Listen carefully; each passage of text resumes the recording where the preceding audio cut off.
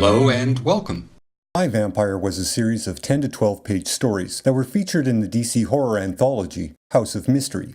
This ongoing story began in issue number 290 and was included in nearly every subsequent issue of House of Mystery until the story came to a conclusion in issue number 319. 2 issues later, House of Mystery itself would be cancelled.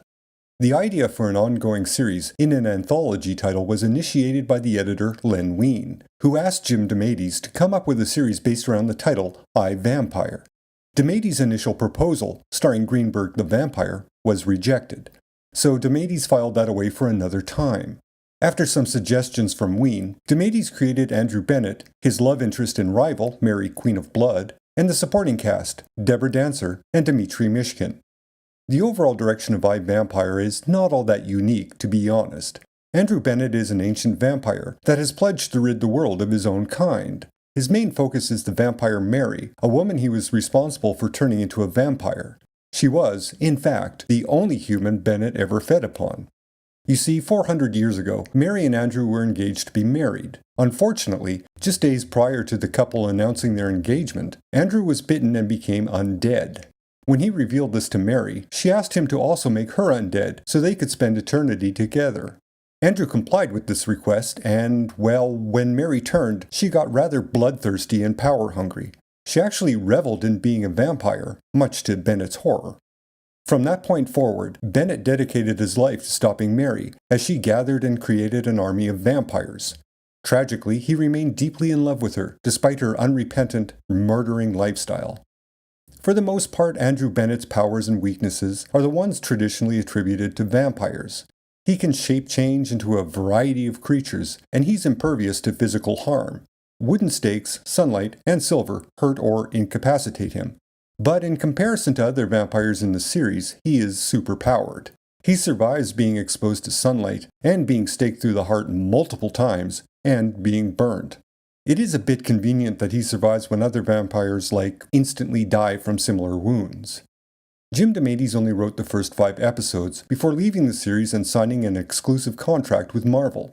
Bruce Jones stepped in and wrote some terribly pedestrian stories before the series was handed to the writing team of Dan Mishkin and Gary Cohn, who would write the series until the end. For the record, during the I, Vampire run, Andrew Bennett made his only guest appearance in Brave and the Bold number 195. Other than that, he wasn't seen outside the pages of House of Mystery. The series itself is quite uneven, but it is memorable because it comes to an actual conclusion.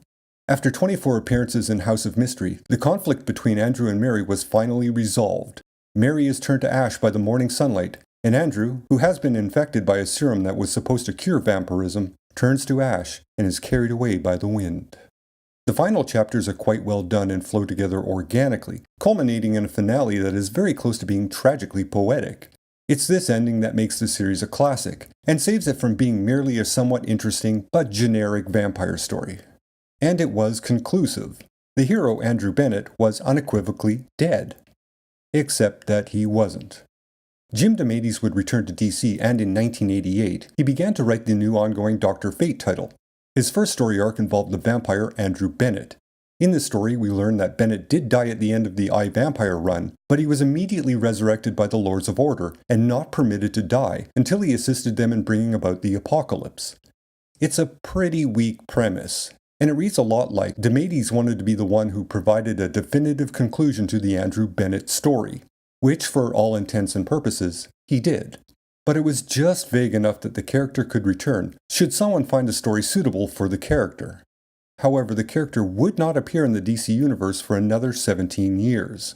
This appearance would be a one-panel cameo appearance in the first issue of the 2005 miniseries, Day of Vengeance. He would also make a background appearance in the 4th issue of that title as well. The following year, Andrew Bennett was featured as a supporting character in the highly forgettable Dr. 13 story in Tales of the Unexpected, and then he would make a series of cameo appearances until the launch of the New 52 in 2011.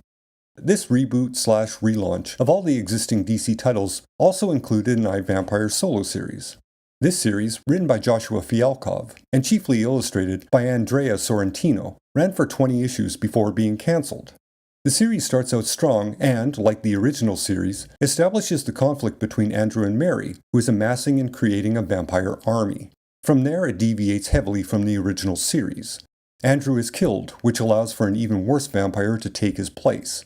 Then Andrew is resurrected by Justice League Dark with godlike powers and, well, he becomes a big bad evil guy. However, by the end of the series, he's a nice guy again. It's actually a pretty decent series with an end that feels rushed because it was. Fialkov had 3 issues notice that the series was being cancelled, so he did the best he could in the space he had available. While not poorly done, it does feel condensed in comparison to the prior story arcs.